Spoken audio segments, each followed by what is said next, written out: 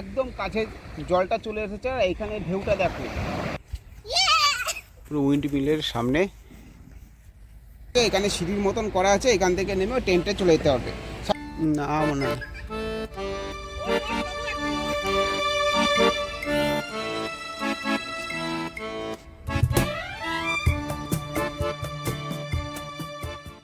বন্ধুরা, বকখালির ঢেউ তোমরা হয়তো কল্পনা করতে পারবে না যে বকখালির ঢেউ কত বড়।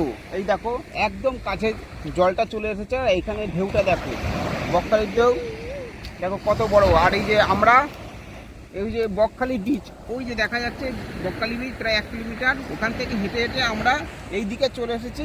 এইদিকে এরকম প্রচুর জল দেখতে পারবে একদম পাড়ের কাছে। আর এর অপোজিটেই আছে বকখালি ইকো পার্ক, যেটা সাইট সিনের মধ্যে একটা পড়ে।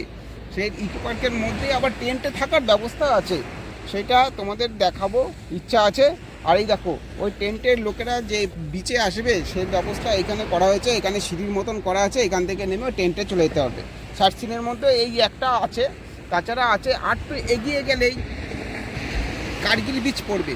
আর ওই দিকে দেখা যাচ্ছে জম্মুদ্বীপটা এখান থেকে দেখা যাচ্ছে। আর এই যে দেখো উইন্ড মিল, এই উইন্ড মিলের প্রজেক্টটা এখানেই তৈরি হচ্ছে, এখনো কনস্ট্রাকশনের কাজ চলছে।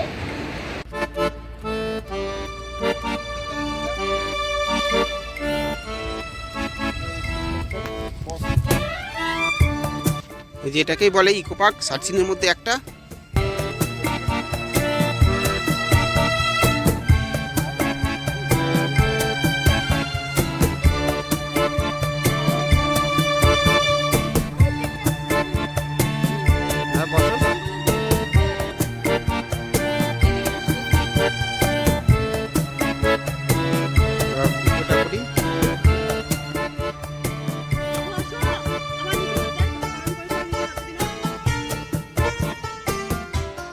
এদিকে নামখানা এগিয়ে গেছে, এদিকে বকখালি 2 কিলোমিটার গেলে। আর এটা হলো ফ্রেজারগঞ্জ মোড়। এই ফ্রেজারগঞ্জ মোড়ে নেমে সামনে ডান দিকে 10 মিনিটের মতন হেঁটে কার্গিল বিচ, আর সোজা চলে গেছে ফ্রেজারগঞ্জ বিচ। আর বাঁ দিকে হলো ওই টেন্টে যাওয়ার ইকো পার্ক, টেন্টে যাওয়ার এদিকে 2 মিনিট হেঁটেই চলে যেতে পারবে। তাহলে ফ্রেজারগঞ্জ মোড় থেকে 2 মিনিট হাঁটা পথে চলে আসলাম ইকো পার্ক আর টেন্টের কাছে। এটা হলো এখান থেকে 20 টাকা টিকিট কেটে এই ইকো পার্কে ঢুকতে হবে, তবে টেন্টে থাকতে হলে 20 টাকা দিতে হবে না। এখানে বাচ্চাদের জন্য কিছু খেলার জিনিস এবং ঝাউবানটা এটা নিয়ে ইকো পার্ক তৈরি করা হয়েছে।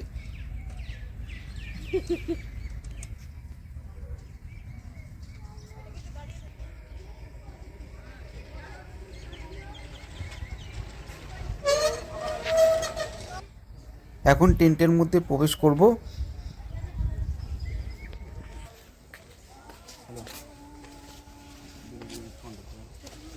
পরপর টেন্টগুলো আছে, তো বন্ধুরা টেন্টটা দেখি।